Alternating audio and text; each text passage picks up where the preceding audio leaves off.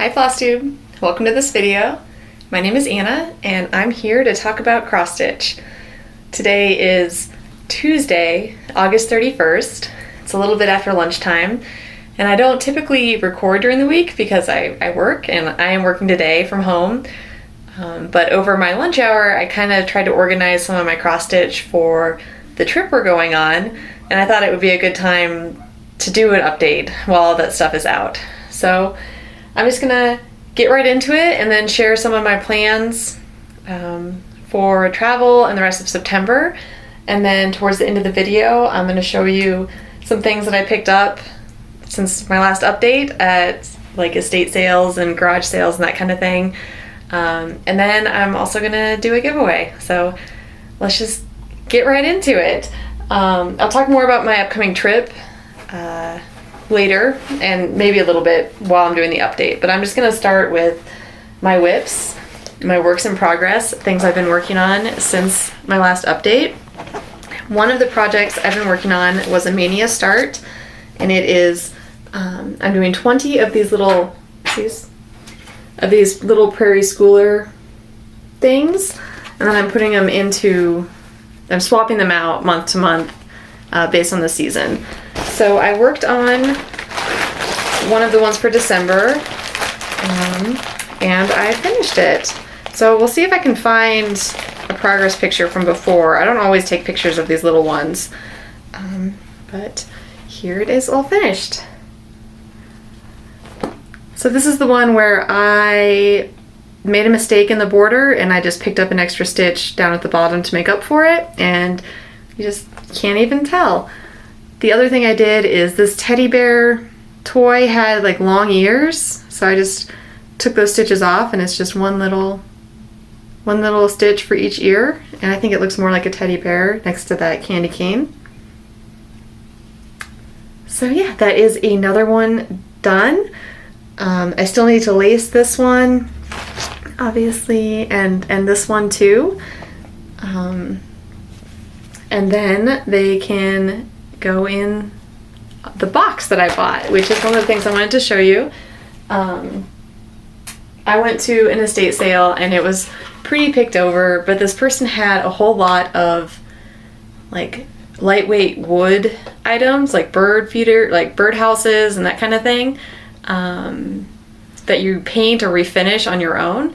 And there was this box there, and it's got the original sticker on it. It's like $2.99, so not expensive and kind of lightweight. It's got some like ornamental stuff on the top, but I was looking at it and I thought that it might be perfect for these little prairie schooler smalls, I guess you would call them, and they fit in there just like that.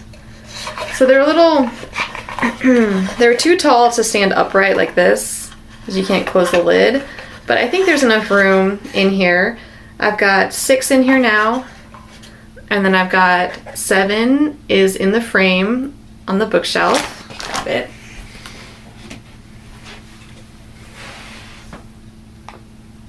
Clear. 7, and then these are 8 and 9. So since I started 20 of these, that means I have 11 to go, and I am gonna take September with me when I go on my trip, but I'll show you that when I get closer to my plans. So anyway, this box was a great find. It was $1, and I'm hoping that all 20 will fit in here, but if they don't, I'll just get a bigger box when that time comes. For now, it's gonna work great for me to keep these little guys in, and it also motivates me now that I have a place to put them. That before they were just in this bag with the ones I was still working on, and I just wasn't quite exalted enough for the finished ones while they're waiting for their month to come around on the frames. So that was one of the things that I worked on. I'm not going in any particular order. Let's see. I guess I'll show you my full coverage project. So I am stitching 2 full coverage projects, and I'm alternating as I finish a row. And so this one is Fright Night, the cropped version from Artisy. Here's my beat up cover photo. This is my oldest project by a lot. I started this, I think, in 2018. I forgot to grab my little book, but hopefully I have enough information to share with you without consulting that. So this one goes a lot faster than my other one because it doesn't have nearly as many colors as the Heaven and Earth Designs one. Hopefully I'm showing you a picture of what it looked like before, and I'm just unrolling it from my Q-snap turned scroll frame, which some of you have asked about before. Hopefully you can find the tutorial that I used on one of my earlier videos. Almost can't show it. It's so long without taking it out of the thing. Anyway, after all that, here is my progress now. Maybe a side-by-side photo. So anyway, the first thing that I did that you might notice is I kind of evened out this side.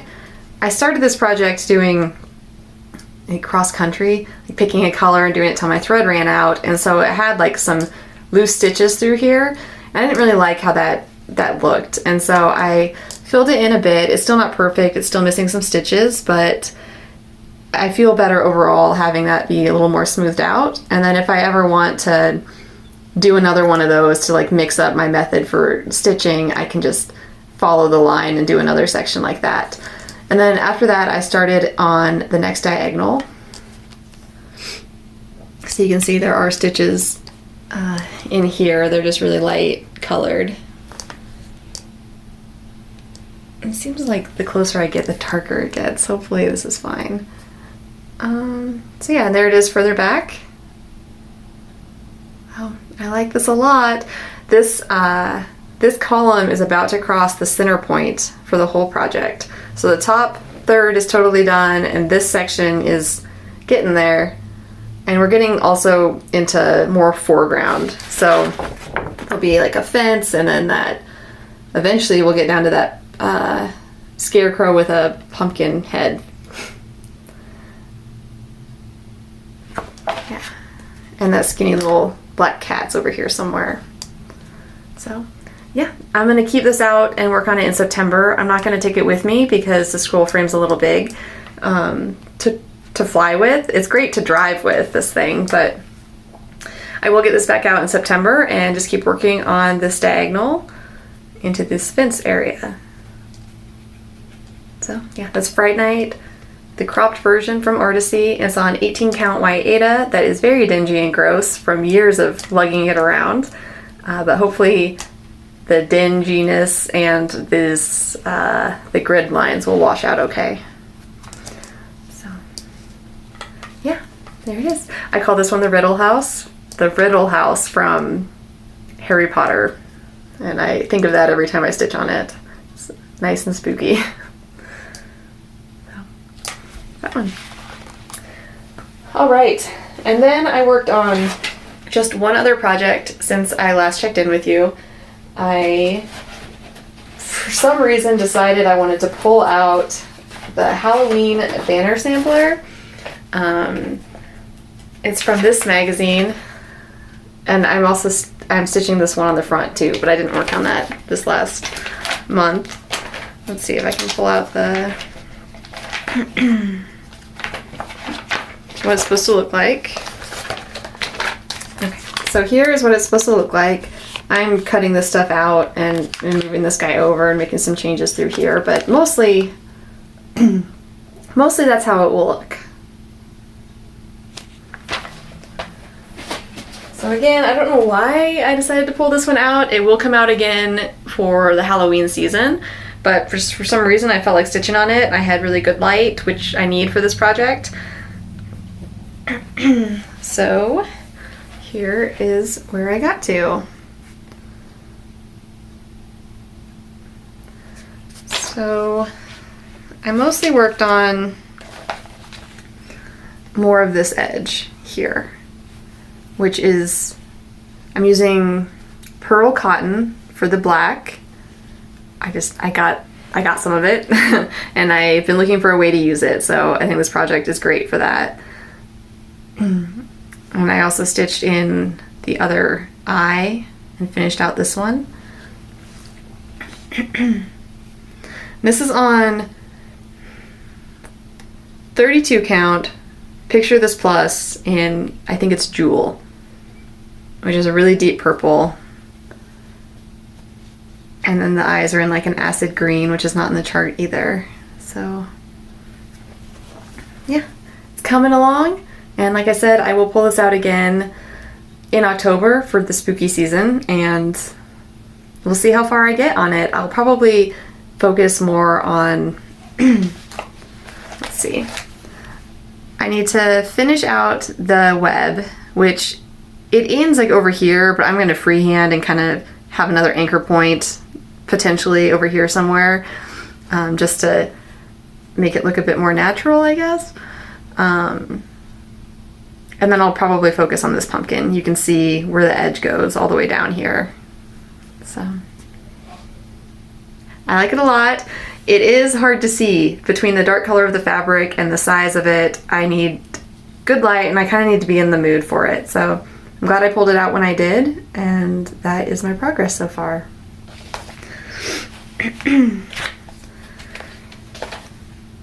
So that is everything that I worked on since my last update with you. Other things I wanted to show you. Let's see, I'm getting ready to go on a trip to Ireland. I've mentioned that before. It's officially happening, and we're leaving at the end of this week, which is part of why I'm recording a video today. Last weekend was a bit busy, getting ready to go, and then this weekend we'll be traveling. So as far as getting my projects ready to go, I've decided to take 3 things with me.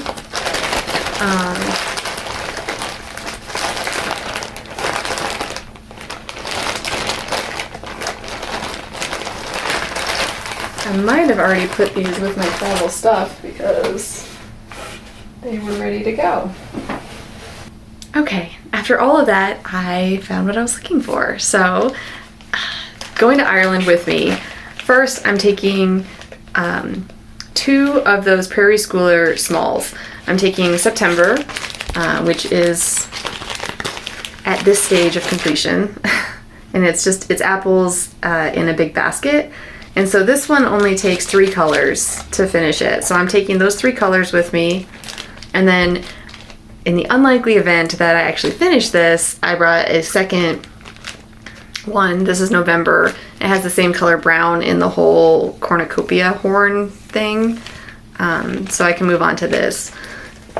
And the main reason I'm bringing this project is because I wanted something that I could take in my day bag with me. So we're going to spend a couple of days in Dublin, and then we're going to the other coast and staying near Limerick. This is mostly a trip for my husband and his dad and brother to go golfing.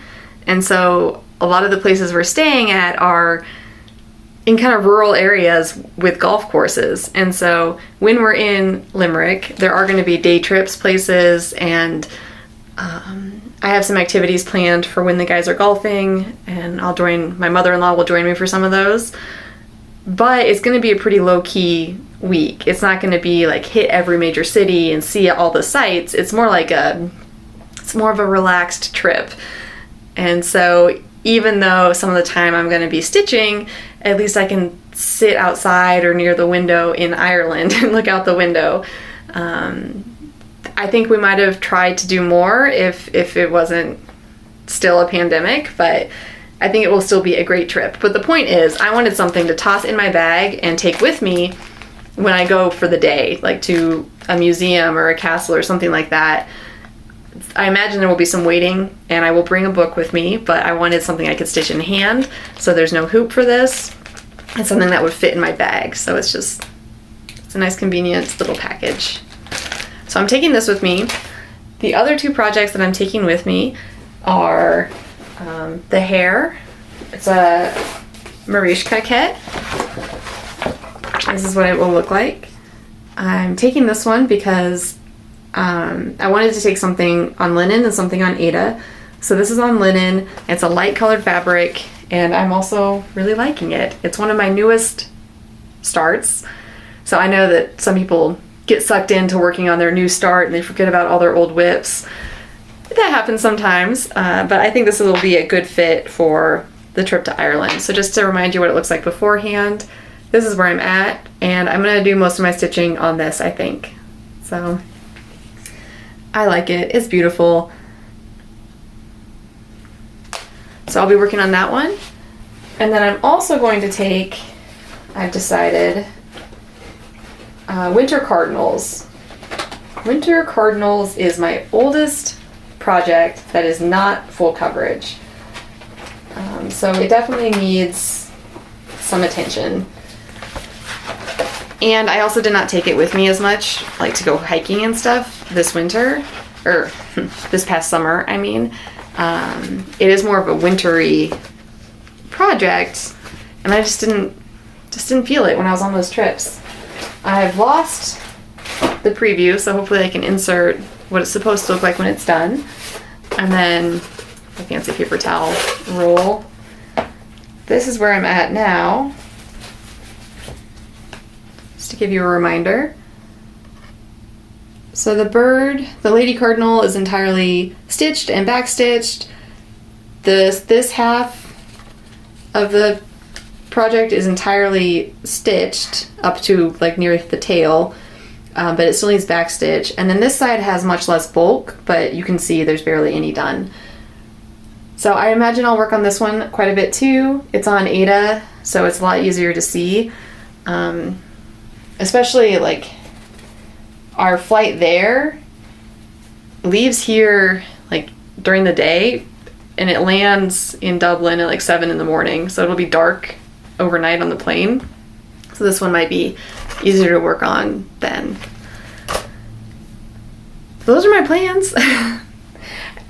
For a long time it seemed like Ireland was not going to happen, and so I feel like just these last couple weeks we've been focused on, okay, on Wednesday, what do we want to do? And getting reservations and that sort of thing.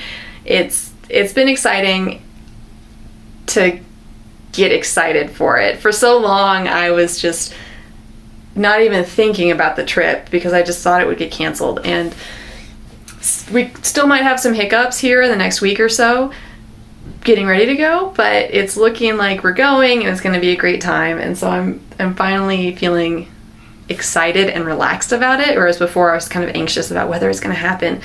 So now that it's happening, I'm excited and ready to get going. So I said I would do a giveaway. I'm going to go ahead and show you that now. I've been giving away a lot of Aida lately, and so I'm going to give away a piece of linen this time. Very crinkly package. So here it is. It's a 32 count linen from Fabrics by Stephanie. It's called Daybreak. And a lot of these fabrics that I give away are ones that I have picked up used or pre-owned, really, it's not used, for really, really inexpensive. So I'm happy to share them with you guys. And this is one of those that came from a thrift store in a big pack of cross-stitch fabric. So it's beautiful.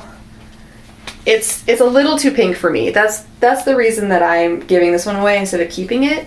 It's just a little too pink. Like, it maybe if purple or blue was the more dominant color, but it is overwhelmingly pink. And this is 26 by 36, and again 32 count linen. So I can see a lot of different things on this. I think maybe someday I'll look back and say, oh, that project would have been perfect on that fabric I gave away that one time, but it's time to move along out of my house anyway. So if you'd like to be entered to win this big piece of linen, please leave a comment about where you want to travel. It can be where you've been, where you'd like to go after COVID, where you're going soon. It could be the edge of your backyard if that's the furthest you want to go. But leave a comment about a place you would like to travel to, and you'll be entered to win this fabric. And because it's just fabric, I can put it in an envelope and send it pretty much anywhere. So anyone's welcome to enter to win this. And hopefully you have a project for it that will work. That's it. That's my update. That's my whips. That's my plans. That's the giveaway. I do have a couple of things I wanted to show you that I have picked up since my last video. I tend not to watch the stash section of people's videos. A lot of people on YouTube or Flosstubers that I've seen dedicate a segment every time to their stash, things that they've acquired since their last update. And I don't want to do that because I acquire a lot of things that I later donate, because I'll go do like an estate sale or something and there'll be like a stack of magazines, and instead of sitting there and going through them, I'll make them an offer on the whole stack, and then I'll come home and sift through them, and then I'll usually take a big batch to a thrift store or that, you know, dispose of it in some way. So I don't want to show you like every piece of everything that I've gotten, and also there are a lot of months where I don't buy anything. And I think one of the reasons that I don't like watching it on other people's channels is because a lot of people buy a lot of things new, full price every month. And that's great, and that's a great way to do the hobby, but I find myself getting on to like 1-2-3 Stitch and seeing what they bought and what price and putting it in my wish list. And that's a habit. That's a part of the hobby that I can't do. There's too much out there in the used goods market for me to be inspired every time I watch a video about what people have bought, like what they're gonna stitch next. So anyway, I skipped that part. Point is, I'm gonna include a little bit of stash right now if anyone is interested. And these are things that I got as like a sweet deal and that I see using at some point in my stitching future, which is why I want to share them with you if you're interested. But if you're not, then thank you for joining me, and I'll see you next time. For those of you who are still with me, I went to a sale where this person did a lot of canvas work, a lot of embroidery stuff on like thick canvas. And when I got there, the whole craft room was pretty much picked over. There was not much cross stitch left. There really wasn't much canvas left either. Just a lot of like in progress whips, a lot of whips with their patterns and everything. And so there was this big barrel of like half stitched canvas sticking upright. And so I was like digging around in there and I found these tubes of Charles Craft linen. So I got these, I think they were like $2 a piece. And they're things that I'll use. It's pure Irish linen, 28 count in like a tan, 28 count in a gray, 28 count in more of a khaki, and then there's 32 count in like an off-white. So they're not huge pieces of linen, but you can fit a lot of cross stitch on these. So I've got some neutral linens. And at that same sale, again for $2, which it's a pretty good deal, I got this big piece of what I think is linen. It came with a tag inside the bag, but the way that the craft room was laid out, this tag could have been from anything. It says made in Western Germany, number 32. So I think that this might be a 32 count linen from Germany. I don't know. It's kind of stiff, but it's not canvas. It's definitely like a linen fabric, and it's huge. And you can see that she took like a huge chunk out of it for other projects, but if I were to cut this off, it's still just a lot more fabric than one person needs. But I saved it from the bottom of a bin in a basement at this person's house, and if I don't find a use for it, I know that somebody out there will. So it's a pretty good snag. And I've mentioned before that I strike out a lot at these estate sales. I could go to 4 or 5 and buy nothing, and then I come across, you know, $100 worth of fabric that I get for $10. It's really about the hunt for me. It's about the looking and the finding and then the treasures that you find, and I like sharing them with you guys, so I'm going to continue to do that as I find them. The last thing that I picked up for $1 that I wanted to show you guys is this a punch needle embroidery kit from Cottage Creek Quilts. And now I'm not going to do this kit, and I'm going to unkit it because it came with like the fabric with like a little outline for the punch needle, but it also came with these Weeks Dye Works threads as part of the kit, and I think anyway, yes, it looks like it. Oh, all right, I'm almost done, so I'm just gonna hurry.